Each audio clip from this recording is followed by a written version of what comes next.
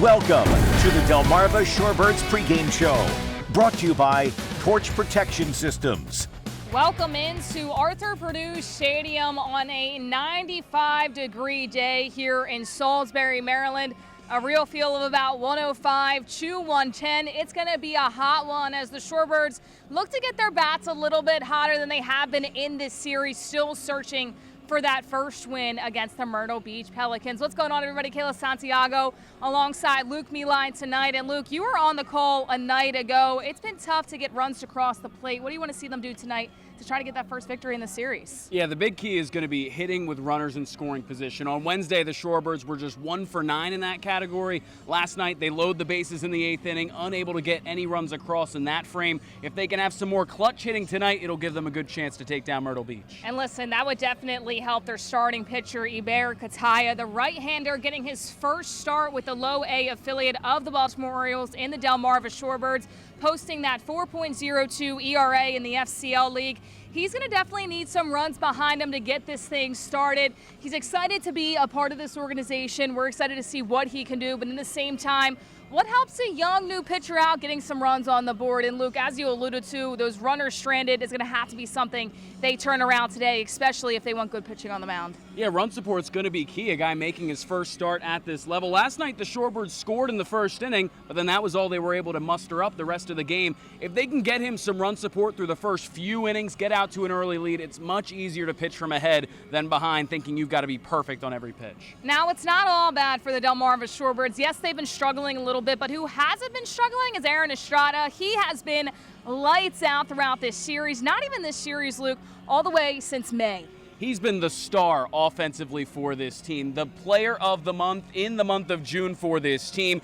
28 multi-hit games, that's a team best. He's also the league leader in hits with over 100. He's on a 12-game hitting streak, hitting .303. And they're going to look back to him again if the offense is going to get going tonight. That they are, and right now in the Carolina League in the North Division, the Shorebirds are sitting at the bottom. They are 2 games back of Lynchburg, so they're trying to win these few games so they can climb up the standings a little bit. On the other side is right-handed pitcher Tyler Schlaffer. He has been phenomenal for this Myrtle Beach organization. 2-0 on the year, 1.86 ERA, and listen, Myrtle Beach has all the momentum coming into this game, coming into this matchup of the series right now. Pitching can win you big games for the Shorebirds. They're really going to have to string along some hits tonight against a very good pitcher on the mound. And they're going to have to do it early. I mean, this is a Myrtle Beach team that's won 8 in a row. They've got a fantastic offense, one of the best in the Carolina League. You can't get behind them because they're so good when they play from ahead. If the Shorebirds can take the early lead, they can put themselves in a good position. And for the Pelicans, their keys to the game are simple: throwing strikes and getting outs. That's what they've been able to do, and that's what they want to continue to do. And for the Shorebirds on the other side, well, it's also simple. It seems, okay, well, just make sure you don't swing on strikes and be able to see the ball, maybe not be as aggressive. But for the Shorebirds, that's something they're really trying to implement for their guys to be able to get it going just a little bit more this evening. We'll be able to see it happen in just a bit. Luke Meline, Kayla Santiago, we will be on the call with you this evening. Don't go anywhere. When we come back, we've got first pitch and starting lineups only on the Delmarva Sports Network.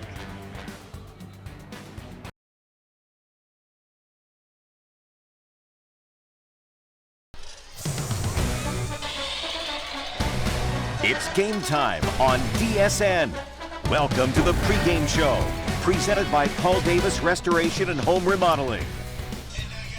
Here we go again for the second year in a row. Stephen Decatur football is in the 2A quarterfinals, and we're on hand for the call as the 2-seeded Seahawks kick off quarterfinal action against 7-seeded Wild Park. Welcome into the broadcast alongside Dustin Mills, Tim Nolan with you. It's the Wild League Wildcats taking on Stephen Decatur, and the Hawks about ready to come out onto the field. We still have just about 15 and change until kickoff.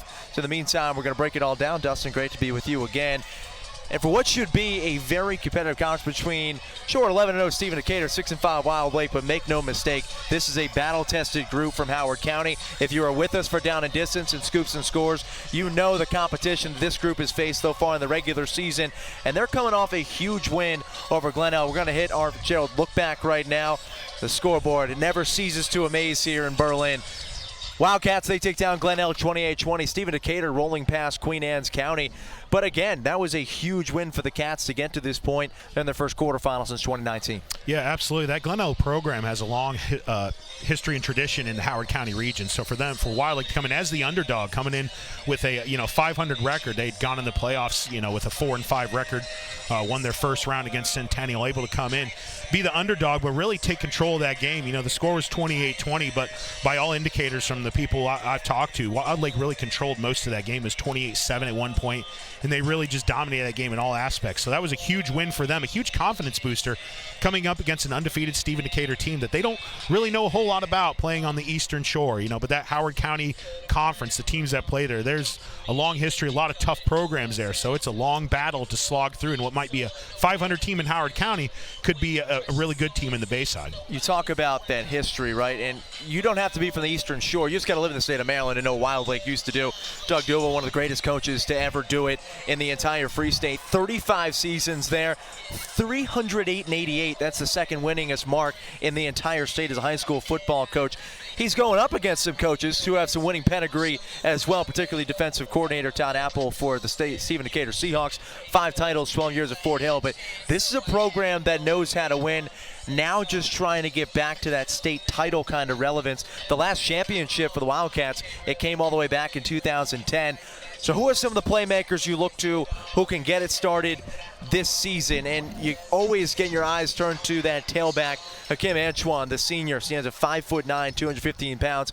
He is a haul to bring down for any defense. And he's somebody who, if he gets 4 or 5 yards a carry, can start to make things interesting on offense for the Cats. Yeah, he's definitely a downhill runner. A stocky young man who can really run hard between the tackles. He talked to reminds a lot of some NFL studs the past few years. Maurice Jones-Drew really comes to mind. The ability to run hard behind his pads, downhill.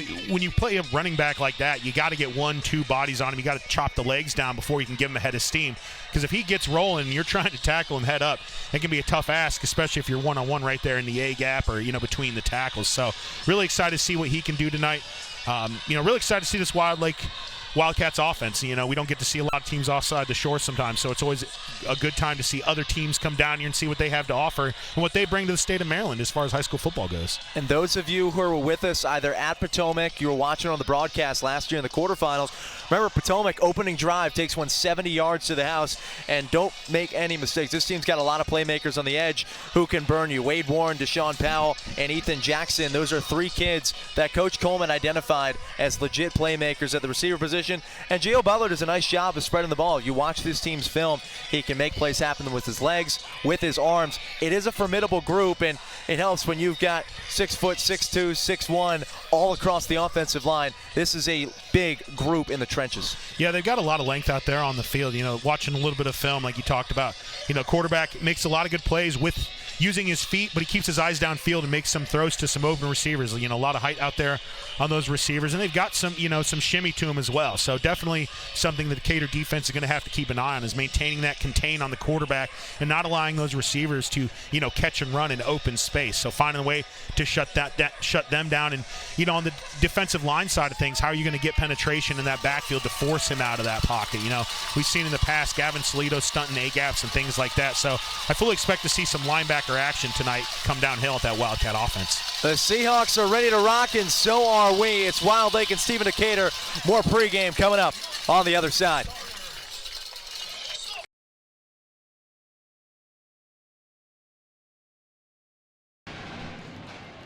A highly anticipated rematch in Delaware boys basketball takes place in Delaware's capital as the 7-2 Polytech Panthers visit the 9-3 Dover Senators.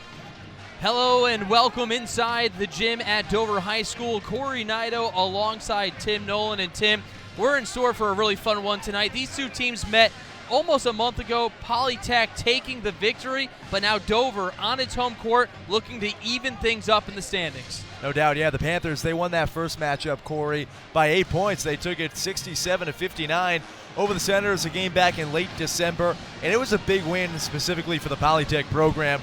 It's the first time the senior class took down the Dover Senators. That has won 3 of the last 4 North Division titles. However, this season, the Panthers have the team to dethrone the Senators atop the division. They absolutely do. Before we take a deeper look into the squad from Woodside, let's take a look at the last time out for these two teams. The Panthers took care of Cape Henlopen with a 10-point victory on Thursday, while the Senators had a non-conference game at DMA Upstate and won easily over the weekend. Now this Panthers team is led by an impressive trio: Xavier Brewington, Kyle Gamber, and Darrell Little. Tim, they're all averaging double figures this year, but the one who stands out is Gamber, the three-point sharpshooter. Yeah, this kid is leading the team, averaging 19 points per game, and he's arguably the best three-point shooter in the entire state of Delaware. A very repeatable motion. It doesn't fail him, and he can drain threes from the corners. He can do it from the wings or up top. He dropped 27 points against the Senators the win last month. He's going to have another big night on the road. He's certainly impressive. He's committed to play at one of the top colleges in the Philippines after graduation, and also plays in the international circuit. Meanwhile, over to the home team in Dover. They come into this one riding a 5-game win streak, and they come into this huge matchup feeling pretty good about themselves. Head coach Stephen Wilson said that this game is for the division. He's had quite the success with this program since taking over in 2008, and has plenty of playmakers on his bench this year, including Jaheim Harrell, Tim, the senior guard. Harrell's leading the team, not just with points. He's got 17 per game. He's also probably the team in style. He's got the mismatching shoes going on there with the green and the pink. He's very strong. He can do a bit of everything on the floor. The guard's garnered the attention around the state as one of the top-tier players. Harrell was held to just 5 points in that loss to Polytech earlier this year that we were talking about, so expect him to have a big night here on home court. And speaking of Dover, they also have an extremely impressive freshman in Javion Dennis. He doesn't start for the talented team, but he has put up huge numbers this year. Only a 14-year-old, he scored 16 points in his first 16 minutes in the game, dropped 25 and 11 against Milford last week, and also had 14 points last time out against DMA. So look for this young man to take an impact as well. With that said, there's plenty of talented players here on the court tonight, Tim. Who is your Beach Mobile Home and RV Supply player to watch in this one? For me, Corey, it's Kyle Gammer. The reason why I say that, we got to see him against Smyrna. He also played the Governor's Challenge here on DSN against JMB, and I like to describe his game as a smooth scrapper. What I mean by that is, Gamer, he can shoot from the outside, but I think that his experience playing for the Filipino national team and playing with pros down there, it forced him to expand his game. He has to go to the mid-range. He has to fight for rebounds and play some great defense as well. He certainly has the length for it. He's become a very complete basketball player heading into his senior season, and it's no question why he's leading this team in scoring, and looking for another big night for him this evening. Yeah, Coach Pierce, I asked him how nice is it to have a weapon like Gamber where you can rely on him to spot up beyond the arc and knock down essentially any three, and he said, it's great, I love it, but it doesn't go without saying that that young man puts in the work, he puts in the repetitions, and Coach Pierce, as you see his team huddled up, says like anything in life, the more you do something, the better you'll get at it, and Gamber has become one of the best from downtown. All right, folks, it's almost time for lineups and the national anthem. But first, here are the keys to the game. We start with Polytech.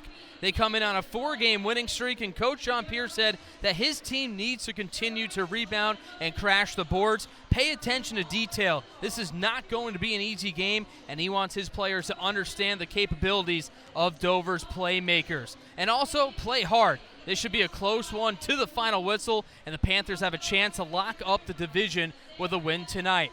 Meanwhile, for the Senators, they are looking to avenge that loss last month, as we mentioned the Panthers. Coach Wilson said it is not sitting well with them, and they are aware of the Panthers' big three. We talked about Gamber a lot, but of course Brewington and Little are legit scorers as well. Also, protect their home court. They want to ensure that the home court advantage is just that, an advantage. When we come back, starting lineups, anthem, and tip-off coming your way. To the best, go round 2, Polytech Dover on DSN.